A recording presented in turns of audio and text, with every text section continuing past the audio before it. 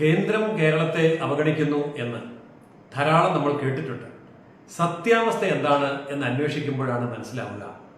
സത്യത്തിൽ കേരള സംസ്ഥാനമാണ് കേന്ദ്ര ഗവൺമെന്റിനെ അവഗണിക്കുന്നത്. കേന്ദ്ര ഗവൺമെന്റിന്റെ 313 കേന്ദ്ര പ്രോജക്റ്റുകൾ ഓരോ സംസ്ഥാനങ്ങൾക്കും ഉപയോഗപ്പെടുത്താവുന്നതാണ്. എന്നാൽ അതിൽ എത്രയോ നിസാരമായ പ്രോജക്റ്റുകളും പദ്ധതികളുമാണ് സംസ്ഥാനം ഉപയോഗപ്പെടുത്തിക്കൊണ്ടിരിക്കുന്നത്. മഹാഭൂരിപക്ഷം കേന്ദ്ര പദ്ധതികളും കേരളത്തിൽ അനുവദിക്കില്ല എന്ന നിലപാടാണ് സ്വീകരിച്ചിരിക്കുന്നത്. അതൊക്കെ പോകട്ടെ, കേന്ദ്രം സംസ്ഥാനത്തിന് തരുന്ന പണം വിനിയോഗിക്കുന്നുണ്ടോ എടുക്കുന്നുണ്ടോ എന്നൊന്ന് പരിശോധിച്ചാൽ അതൊരു വലിയ ലിസ്റ്റാണ്. അത് മുഴുവൻ ഇപ്പോൾ പറഞ്ഞു തീർക്കാൻ ഞാൻ നിങ്ങളുടെ സമയം അപഹരിക്കുന്നില്ല. എന്നാൽ ഏറ്റവും താഴെ തട്ടിലുള്ള ജനവിഭാഗങ്ങൾക്ക് തദ്ദേശ സ്വയംഭരണ സ്ഥാപനങ്ങളിൽ വഴി കേന്ദ്രം നൽകുന്ന പണം സംസ്ഥാനം എങ്ങനെയാണ് വിനിയോഗിക്കുന്നത്? രണ്ട് ഉദാഹരണങ്ങൾ മാത്രം ഞാൻ നിങ്ങളുമായി പങ്കുവയ്ക്കുകയാണ്. നമ്മുടെ നഗരപ്രദേശം കോർപ്പറേഷനുകൾ കേന്ദ്ര ഗവൺമെന്റ് അനുവദിച്ച ഏറ്റവും താഴെ ജനങ്ങൾക്ക് വേണ്ടിയുള്ള കുടിവെള്ള വിതരണം, അതുപോലെ നഗര ശുചീകരണം, മാലിന്യ സംസ്കരണം പോലെയുള്ള പദ്ധതികൾക്ക് വേണ്ടി 373 കോടി രൂപയാണ് കഴിഞ്ഞ വർഷം കേന്ദ്രം അനുവദിച്ചത്. അതിൽ 253 കോടി രൂപയും കേരളം പാഴാക്കി കളഞ്ഞു എന്നുള്ളതാണ് സത്യം. കേവലം 120 കോടി രൂപ മാത്രമാണ് ആ ഇനത്തിൽ കേരളം ചിലവഴിച്ചത്. അപ്പോൾ ചിലവഴിക്കാതെ നഷ്ടപ്പെടുത്തിയ പണം ചിലവഴിച്ചതിന്റെ ഇരട്ടിയിൽ അധികമാണ് എന്ന് അർത്ഥം.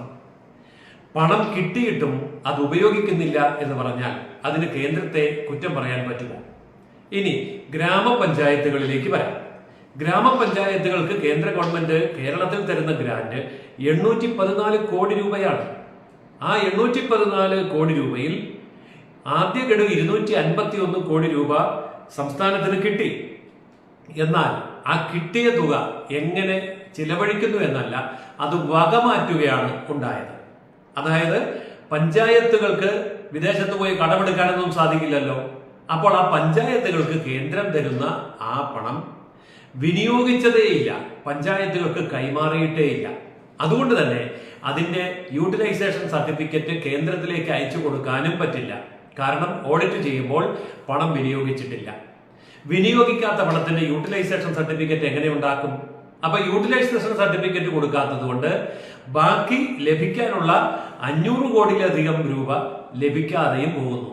ഫലത്തിൽ അതിസാധാരണക്കാരായ ഗ്രാമീണ ജനങ്ങൾക്ക് ലഭിക്കേണ്ട 814 കോടി രൂപ കേരളം നഷ്ടമാക്കി എന്നുള്ളതാണ് സത്യം. ഇപ്പോൾ കേന്ദ്രമാണോ അവഗണിക്കുന്നത്, അതോ കേരളം കേന്ദ്രത്തെയാണോ അവഗണിക്കുന്നത്? ഇനിയുമുണ്ട് ധാരാളം കാര്യങ്ങൾ. എപ്പോഴും പറയും BJP ഭരിക്കാത്ത സംസ്ഥാനങ്ങളെ കേന്ദ്രം ശ്വാസം മുട്ടിക്കുകയാണ്, ശത്രുതാ മനോഭാവത്തോടെ പെരുമാറുകയാണ് എന്നൊക്കെ. നമുക്ക് ഒരു കാര്യം മാത്രം ഒന്ന് പരിശോധിക്കാം. അതായത് സാമ്പത്തിക തകർച്ച നേരിടുന്ന സംസ്ഥാനങ്ങൾക്ക് വേണ്ടി കേന്ദ്രം നൽകുന്ന ഗ്രാന്റ് ഉണ്ട്. അത് വാങ്ങിയെടുക്കുന്ന സംസ്ഥാനങ്ങൾ ആകെ 17 സംസ്ഥാനങ്ങളാണ് ഉള്ളത്. അപ്പോൾ ആ ഗ്രാന്റ്, അതായത് റവന്യൂ ഡെഫിസിറ്റ് ഗ്രാന്റ് എന്നാണ് ഇതിനെ ഇംഗ്ലീഷിൽ പറയുക. മലയാളത്തിൽ അത് പറയാൻ കൊള്ളില്ലാത്ത ഒരു കാര്യമാണ്. അതുകൊണ്ടാണ് ഇംഗ്ലീഷിൽ പറയുന്നത് റവന്യൂ ഡെഫിസിറ്റ് ഗ്രാന്റ് എന്ന് പറഞ്ഞാൽ മുടിഞ്ഞു കുത്തുവാള എടുക്കുമ്പോൾ കഞ്ഞി കുടിച്ച് കിടന്നോട്ടെ എന്ന് കരുതി കേന്ദ്ര ഗവൺമെന്റ് കൊടുക്കുന്ന പണത്തിനാണ് നമ്മൾ വലിയ ഭംഗിയായിട്ട് റവന്യൂ ഡെഫിസിറ്റ് ഗ്രാന്റ് എന്നൊക്കെ പറയുന്നത്. അതെന്തുമാവട്ടെ, ഈ രാജ്യത്ത് ഏറ്റവും കൂടുതൽ റവന്യൂ ഡെഫിസിറ്റ് ഗ്രാന്റ് വാങ്ങിയ സംസ്ഥാനം പശ്ചിമ ബംഗാളാണ്. 35 വർഷക്കാലം CPM ഭരിച്ച പശ്ചിമ ബംഗാളാണ് സാമ്പത്തിക തകർച്ചയുടെ ഏറ്റവും താഴെ പതിച്ചു കിടക്കുന്ന സംസ്ഥാനം. രണ്ടാമത്തെ സംസ്ഥാനം എന്ന് പറയുന്നത് കേരളമാണ്. ഇപ്പോൾ ഇവിടെയും CPM ഭരണമാണ്. 37,814 കോടി രൂപയാണ് കേരളത്തിന് ഡെഫിസിറ്റ് ഗ്രാന്റ് ആയിട്ട് അനുവദിച്ചിട്ടുള്ളത്. മൂന്നാം സ്ഥാനത്ത് നിൽക്കുന്നത് പഞ്ചാബാണ്. ആം ആദ്മി പാർട്ടിയാണ് ഭരിക്കുന്നത്. 37,199 കോടി രൂപയാണ് ആം ആദ്മി പാർട്ടി ഭരിക്കുന്ന പഞ്ചാബിന് ലഭിക്കുന്നത്. നമ്മൾ ഓർക്കുക, പശ്ചിമ ബംഗാൾ ഭരിക്കുന്നത് BJP അല്ല, അതുപോലെ കേരളം ഭരിക്കുന്നത് BJP അല്ല, പഞ്ചാബ് ഭരിക്കുന്നത് BJP അല്ല. അപ്പോൾ BJP ഭരിക്കുന്ന സംസ്ഥാനങ്ങൾക്ക് മാത്രമേ ഇത് കൊടുക്കൂ എന്നായിരുന്നെങ്കിൽ BJP സംസ്ഥാനങ്ങൾക്ക് വേണ്ടേ കൊടുക്കാൻ. എന്നാൽ BJP ഭരിക്കുന്ന മഹാഭൂരിപക്ഷം സംസ്ഥാനങ്ങൾക്കും 1 രൂപ പോലും ഈ പിച്ചക്കാശ് വേണ്ട എന്ന് പറഞ്ഞ സംസ്ഥാനങ്ങളാണ്. റവന്യൂ ഡെഫിസിറ്റ് ഗ്രാന്റ് അവർക്ക് ആവശ്യമേ ഇല്ല. എന്തുകൊണ്ടാണ് റവന്യൂ ഡെഫിസിറ്റ് ഗ്രാന്റ് എന്ന് പറയുന്ന ഈ പിച്ചക്കാശ് ഇരന്നു വാങ്ങേണ്ട ഗതികേട് നമുക്കുണ്ടാകുന്നത്? ഇരന്നു വാങ്ങേണ്ട ഗതികേട് എന്നൊക്കെ പറയുമ്പോൾ ഇത് ഞങ്ങളുടെ അവകാശമാണ് എന്നൊക്കെയാണ് ഇവിടുത്തെ ഇടതുപക്ഷക്കാർ പറയുന്നത്. ഭിക്ഷാടനം നടത്തുന്നത് അവകാശമാണോ എന്ന് ചോദിച്ചാൽ അതിന് നാണക്കേടില്ലാത്തൊരു അവകാശമാണെന്ന് പറയും. ആയിക്കോട്ടെ, എങ്കിൽ പോലും ആ ഒരു അവസ്ഥയിലേക്ക് എത്തുന്നത് എന്തുകൊണ്ടാണ്? മറ്റ് സംസ്ഥാനങ്ങളിൽ വ്യവസായമുണ്ട്, കൃഷിയുണ്ട്, വാണിജ്യമുണ്ട്, സർവീസ് മേഖലയുണ്ട്, സകല മേഖലകളിലും വരുമാനം സ്വന്തമായി ഉണ്ടാക്കുന്നുണ്ട്. എന്നാൽ നമ്മുടെ സംസ്ഥാനമോ കൃഷി അനുവദിക്കില്ല, വ്യവസായം അത്രയും കൂടി അനുവദിക്കില്ല, വാണിജ്യം ഒരിക്കലും അനുവദിക്കില്ല, സാമ്പത്തികം ഉണ്ടാക്കുന്ന ഒരു മേഖലയും സമ്മതിക്കില്ല. പിന്നെ എങ്ങനെയാണ് നമ്മൾ ജീവിക്കുന്നത്? ചൂതാട്ടം എന്ന് പറയുന്നതിനെ ഇംഗ്ലീഷിൽ വിളിക്കുന്നത് ലോട്ടറി, മദ്യപാനം, പിന്നെ പോലീസും മറ്റുള്ളവരും വഴി തടഞ്ഞു നിർത്തിയിട്ടുള്ള പിടിച്ചുപറിക്കൽ, ഗുണ്ടായിസം, ഇങ്ങനെയൊക്കെയല്ലേ സർക്കാർ ജീവിക്കുന്നത്.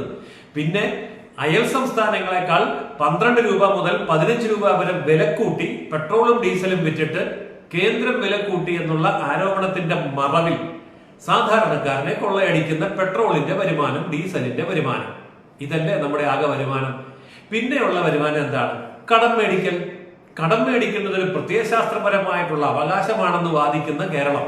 അങ്ങനെ ഒരു സംസ്ഥാനം വേറൊരിടത്തും ഉണ്ടാവില്ല. ഇത്ര ദയനീയമായ സാമ്പത്തിക സ്ഥിതിയിൽ നിൽക്കുമ്പോഴും കേന്ദ്ര ഗവൺമെന്റ് വാരിക്കോരി തരുമ്പോഴും കേന്ദ്ര അവഗണന എന്ന് പറഞ്ഞുകൊണ്ട് നിലവിളിക്കുന്ന ഈ സംസ്ഥാന സർക്കാരിന്റെ ഇടതുപക്ഷ മുന്നണിയുടെ മറ്റൊരു സമരനാടകം കൂടി പൊളിഞ്ഞത് ആരും അറിഞ്ഞിട്ടില്ല അല്ലേ? മുഖ്യമന്ത്രിയുടെ നേതൃത്വത്തിൽ ഡൽഹിയിൽ പോയി ഇടതു വലത് മുന്നണികൾ ഒന്നിച്ച് കേന്ദ്രത്തിനെതിരെ സമരം ചെയ്യാൻ പോകുന്നു എന്നൊരു പ്രഖ്യാപനമൊക്കെ നടത്തിയിരുന്നു LDFന്റെ കൺവീനർ. പക്ഷേ ഇപ്പോ സമരം വേണ്ട എന്ന് തീരുമാനിച്ചിരിക്കുന്നു. കാരണം സമരവും കൊണ്ട് ഡൽഹിയിലേക്ക് ചെന്നാൽ വിളിച്ചു വരുത്തി കാപ്പിയും തന്ന് കണക്കങ്ങ് അവതരിപ്പിക്കും കേന്ദ്ര ഗവൺമെന്റ്. ആ കണക്ക് അവതരിപ്പിക്കുമ്പോൾ മുച്ചൂട് പൊളിയും, പത്രക്കാർ റിപ്പോർട്ട് ചെയ്യും, ചാനലിൽ കൂടെ വാർത്ത വരും എന്ന് മുൻകൂട്ടി മനസ്സിലാക്കിയപ്പോ ഇപ്പൊ സമരം വേണ്ട എന്നും തീരുമാനിച്ചിരിക്കുകയാണ്. സത്യത്തിൽ സംസ്ഥാന ഗവൺമെന്റാണ് കേന്ദ്രത്തെ അവഗണിക്കുന്നത് എന്നുള്ള വസ്തുത കേരളത്തിലെ ജനങ്ങൾ ഇനിയെങ്കിലും മനസ്സിലാക്കേണ്ടതാണ് എന്നാണ് എനിക്ക് ഓർമ്മിപ്പിക്കാനുള്ളത്. मंदिर मात्र एक देव मंदिर नहीं है, ये भारत की दृष्टि का, भारत के दर्शन का, भारत के दिग्दर्शन का मंदिर है। ये राम के रूप में राष्ट्र चेतना का मंदिर है।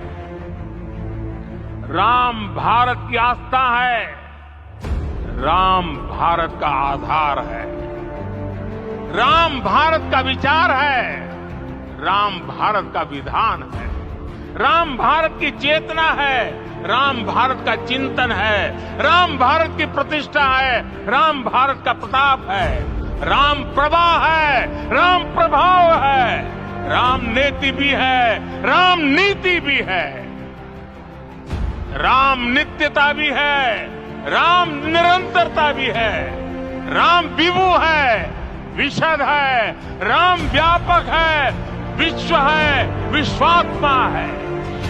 और इसलिए